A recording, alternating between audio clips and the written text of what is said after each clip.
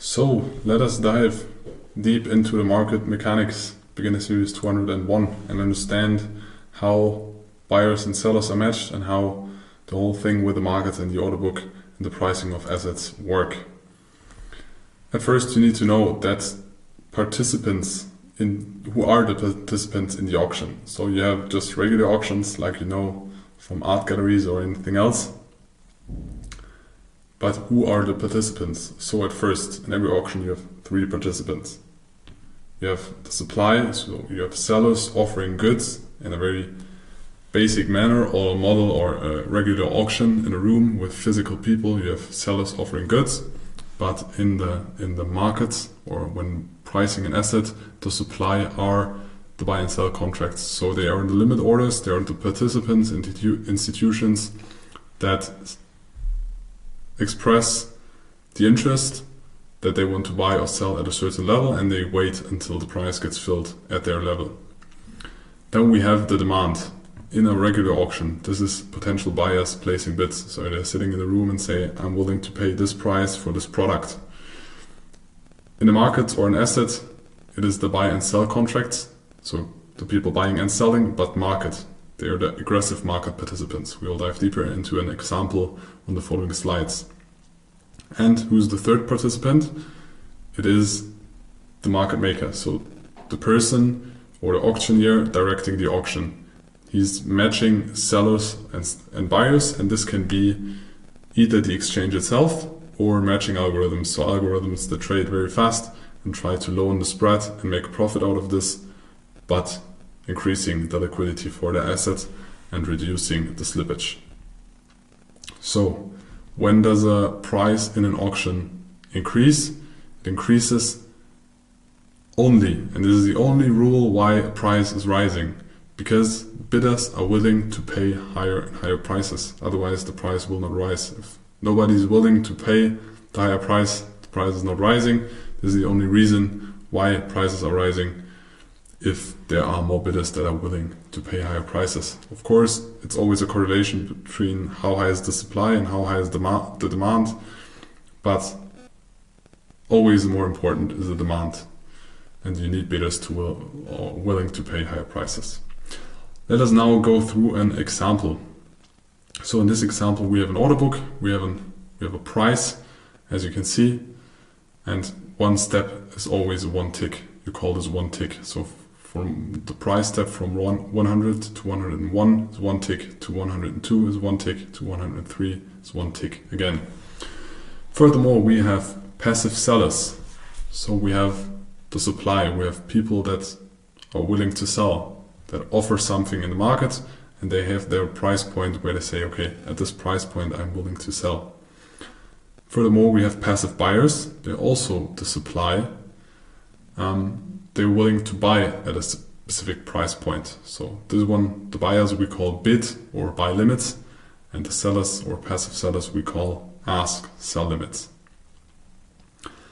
Let's now take an example. So in this current situation, this is the example. Of course, this is very dynamic and not static in real life, but to explain it, it's better at a very slow model or example. So we have the best ask and the best bid. So we have 5 contracts. We don't know if it's one person or several persons that are willing to sell at the price of 101, and we have 4 people willing to buy at the price of 100.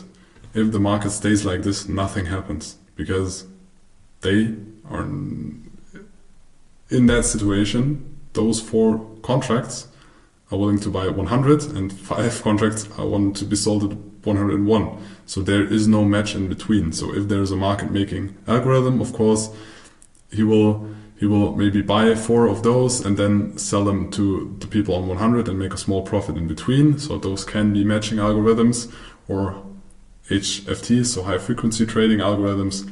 But in this case, if there is no aggressive market participants stepping into the game, nothing happens.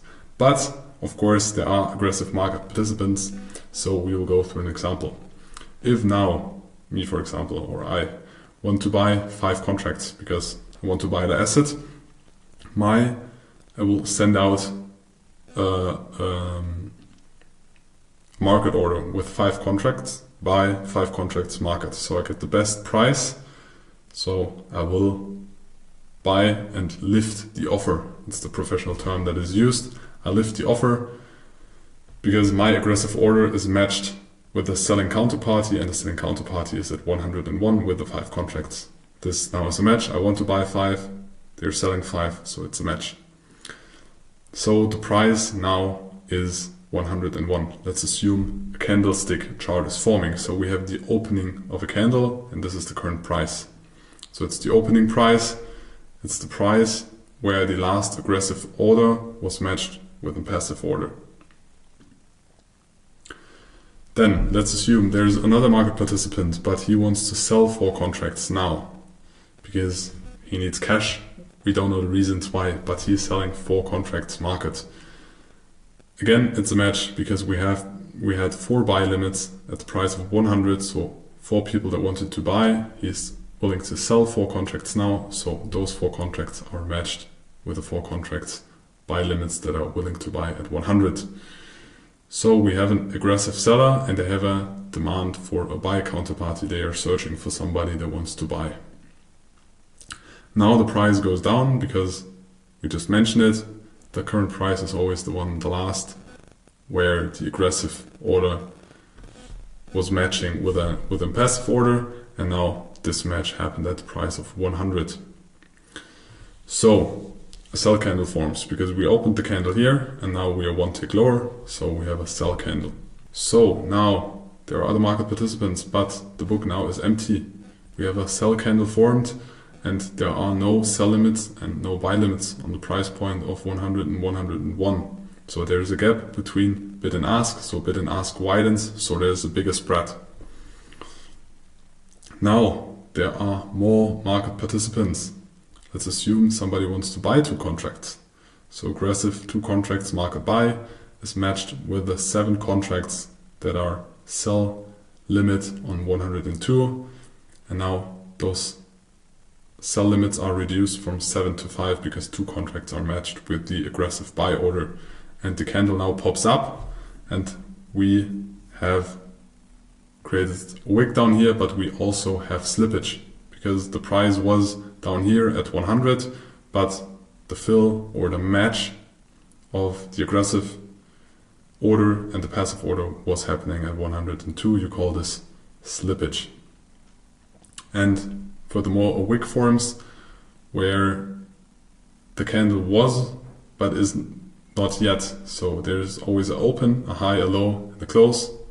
We'll explain that deeper as well, but just to see how the candle forms during the process of the order book. So we have a wick here now. But there are even more market participants because at some point we will have a refilling of the order book. This usually happens very fast. So this happens in milliseconds. Most of the time you're not able to see this with your eyes. This happens so fast that you cannot see it, but in this example we just wanted to show you how it is possible that the spread is widening. So when the bid and the ask is further, or the difference between bid and ask is widening and is higher. So now we have under more buy limit bids or people with the interest to buy at a certain price, and they insert their limit orders or their bids. The candle formed is now bullish because 102 was the last price point where the aggressive order was matched with the passive one. But now a very big player steps into the game and says, I want to sell market 9 contracts. So those contracts are divided into 2 contracts because 2 people wanted to buy at 101, 3 people wanted to buy at 100, and 4 people or 5 people wanted to buy at 99, but there are 4 remaining contracts of the order of 9 that are matched with the price point of 99. So a single market order can eat multiple levels or ticks in the order book because the order was too big and there was not enough liquidity. He got, again, not slippage, but he ate or eat through the order book because he took all the orders. And now our candle is bearish again because the last price point where an aggressive order was matched with a passive one is at the price level of 99. So we have the order book, which is very dynamic and way faster than it is in this example. This is just for explanation. And then we have a candle forming, which represents the price action or where the price has been. But there's even more information we can display. And this is displayed in the footprint. So the footprint shows orders which hit the bid. So those are market orders that sold into the bid. Because aggressive sellers are matched with passive buyers. And you can see the volume over here. And you, on the other side, you have orders which lifted the ask. So they are aggressive market buy orders that matched with passive sellers. You can see it here. So we had an aggressive order of 2 contracts that have been aggressive, matched with 2 passive orders on 102. So we have total contracts of 2 traded because 2 contracts changed hands. So it's not 4 contracts, it's 2 contracts that changed hands. And that's also how the volume profile is created. So now you understand the logic of the volume profile, how it is working, how it's created. So it's the sum of all orders at every price level. And now you can see the volume profile, you have the footprint, you have the candle, and you have the raw real order book. You can also display this with heat maps, but we will not go deeper into that because we don't use it.